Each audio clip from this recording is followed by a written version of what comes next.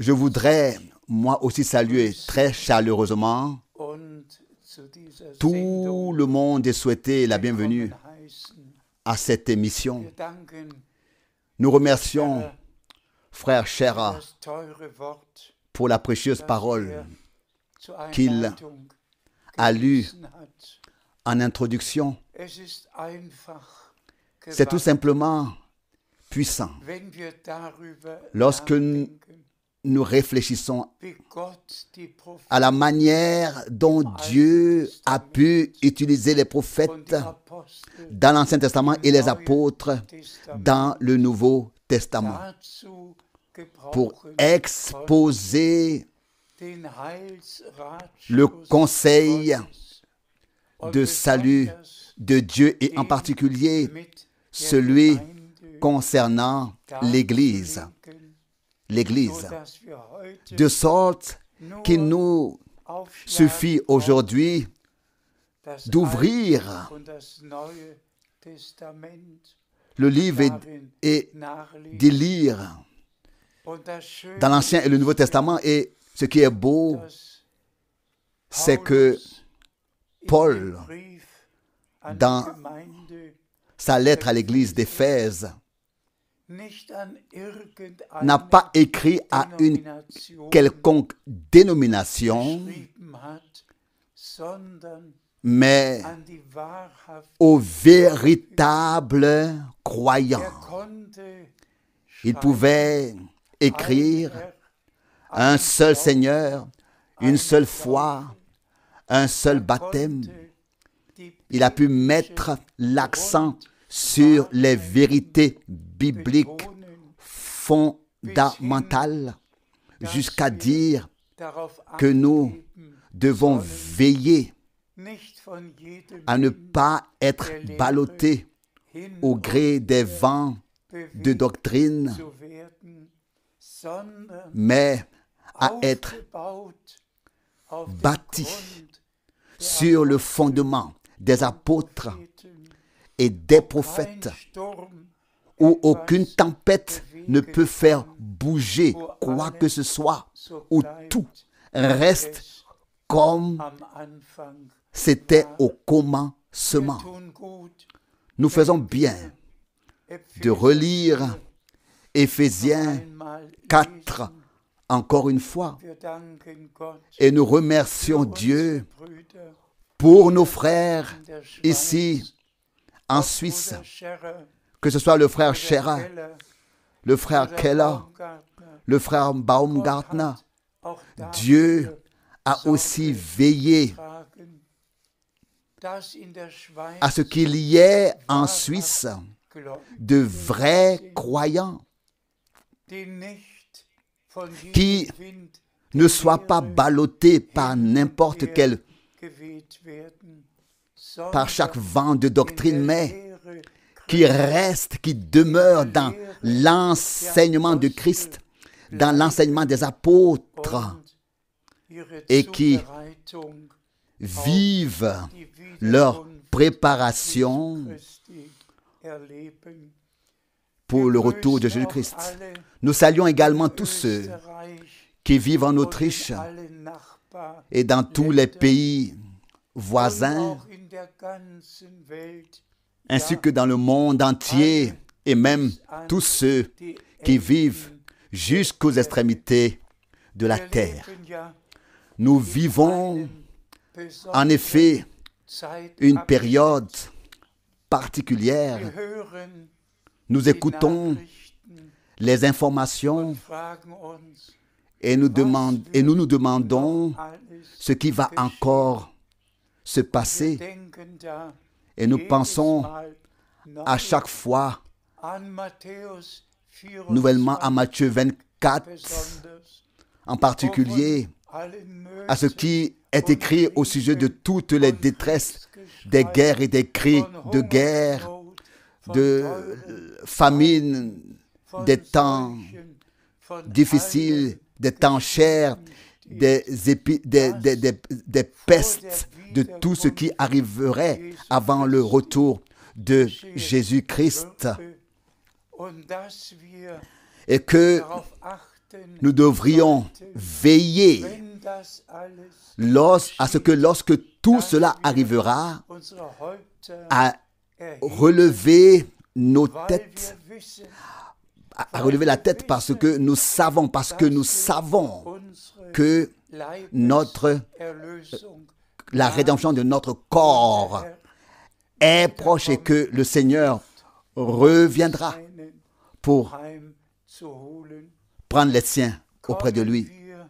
Venons-en directement au thème particulier du retour de Jésus-Christ, notre Seigneur. Nous sommes tellement reconnaissants à Dieu que nous trouvons écrits tous les détails concernant ce qui s'est accompli lors de la première venue de Christ. Et si le docteur Larkin a bien compté, lors de la première venue de Christ, 109 prophéties et prédictions de l'Ancien Testament se sont accomplies.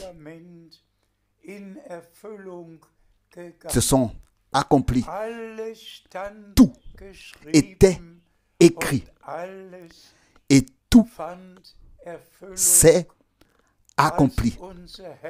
Lorsque notre Seigneur a lu dans Luc 4, Ésaïe 61, il a pu s'exclamer: aujourd'hui, cette écriture est accomplie sous vos yeux. Il s'agit toujours de l'accomplissement de l'écriture. L'accomplissement de l'écriture. Il en va de même à notre époque. Et nous sommes arrivés à la fin du mois de février et nous pensons au 28 février 1963. Chers frères et sœurs, disons-le avec toute la clarté. Il y a 3 croyances différentes. L'une est la vraie foi. La deuxième est la foi faite. La troisième est l'incrédulité. Et nous devons le dire simplement. Avec Abraham et avec tous les vrais croyants, il ne s'agit pas d'une interprétation ou d'un raisonnement ou d'une explication, mais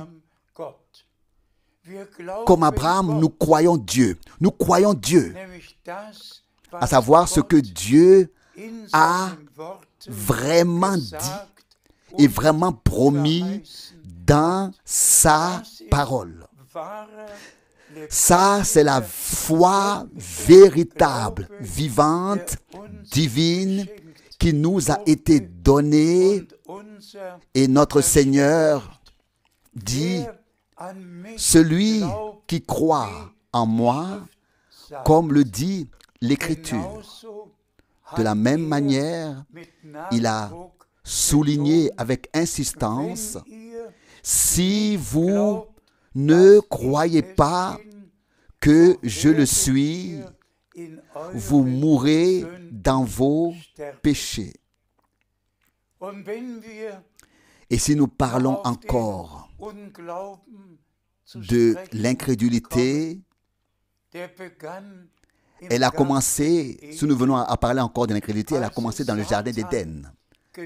Lorsque Satan a réussi à poser une question à Ève.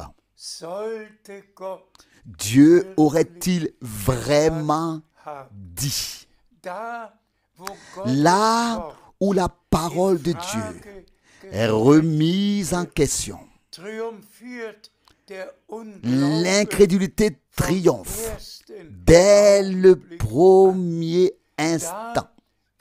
Là où ce que Dieu a dit est interprété et tordu dans son sens, il s'agit d'une foi fabriquée de toutes pièces. Là où les hommes croient de tout cœur ce que Dieu a dit dans sa parole, et là où ils n'ont pas de doute que c'est Dieu qui l'a dit ainsi, il y a une foi véritable. C'est là qu'il y a une foi véritable et vivante dans le Dieu unique, vrai et vivant, qui s'est révélé à nous en Jésus-Christ, notre Seigneur.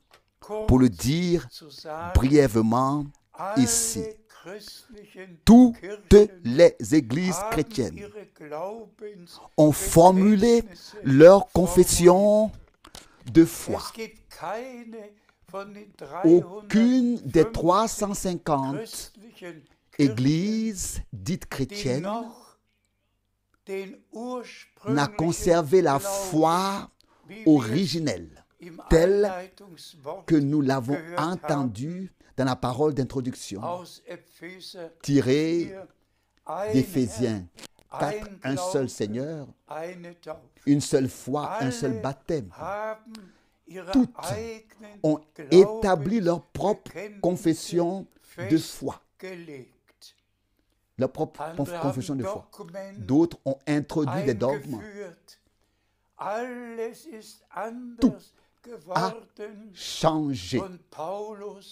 Et Paul écrit aux Galates, au premier chapitre, en particulier au 8e verset, que la malédiction est sur tous ceux qui proclament un autre évangile. Il faut vraiment prendre cette déclaration vraiment au sérieux.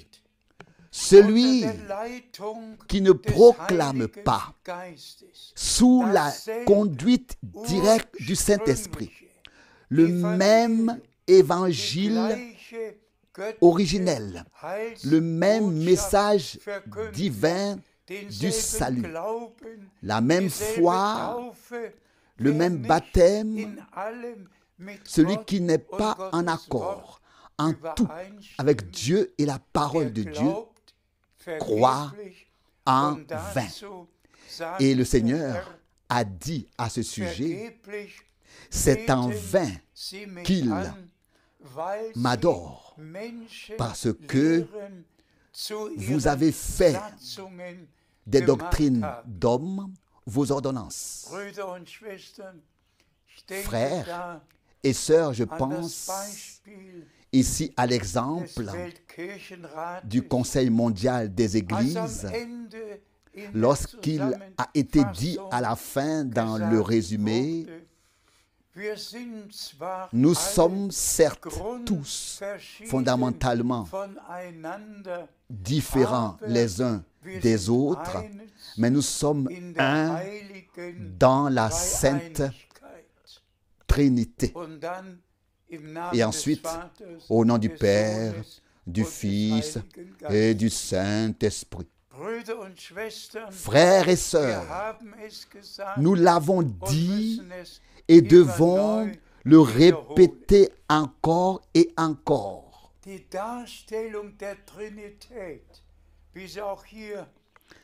La représentation de la Trinité telle qu'on la voit ici aussi, selon laquelle il existe trois éternels, trois tout-puissants, et tout est tout simplement totalement erroné, n'a rien à voir avec Dieu, rien à voir avec le plan de salut. C'est la première hérésie qui a été introduite. Et nous connaissons tous l'évolution après le temps des apôtres, que ce soit par Polycarpe, que ce soit par Irénée, par Martin, par Augustin, nous savons tous comment cela a suivi son cours jusqu'au concile de Nicée, lorsque de 321 à 325, la réunion a eu lieu et que la discussion sur la divinité a suivi son cours.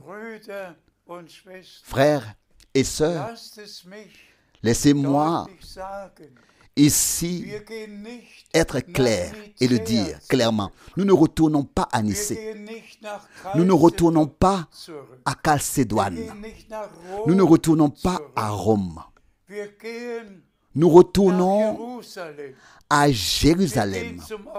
Nous retournons à l'original, là où l'Église a été fondée, là où elle a été rachetée, là où la rédemption totale par Jésus-Christ, notre Seigneur, a eu lieu sur la croix à Golgotha. À Golgotha. C'est là que nous retournons.